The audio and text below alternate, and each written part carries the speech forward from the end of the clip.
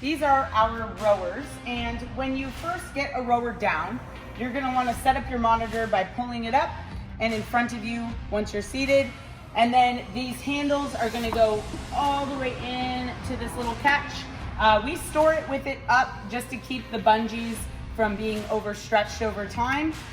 But when you're using the rower, you'll wanna store the handles in the catch in between your intervals or whatever you're doing.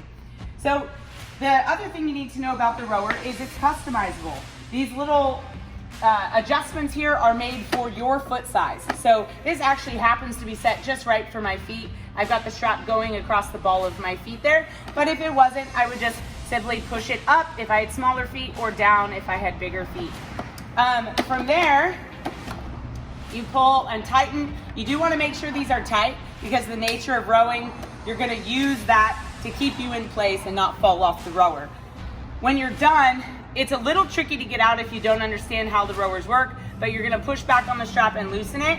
This is designed to hook your heel. So if you do this, you're not going anywhere. You need to slide your foot up and then out to get out of the rower.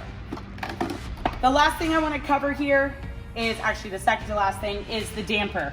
This gives you more resistance to your pull or less. We like to do most of our workouts around the 5 zone, but if for some reason you wanted more resistance to your pull, you could go up to 10 or less down to 1.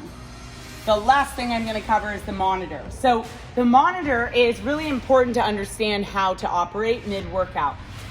You're going to press menu to turn it on and just row to get going. It's going to pull up this screen and it might say meters here or it might say something else. Depending on the workout, you're going to need to know how to change the type of units it's measuring.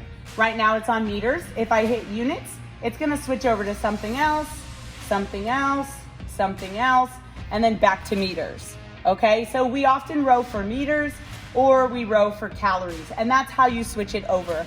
If you start pressing other buttons like display, you can still see what you're measuring. So here, this screen shows me both my calories and my meters.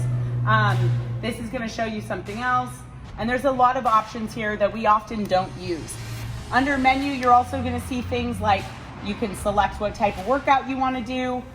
You can go to the standard list and find common workouts on the rower, like the 2K row, for example. And there's all sorts of fun things, including some games. So that's the rower.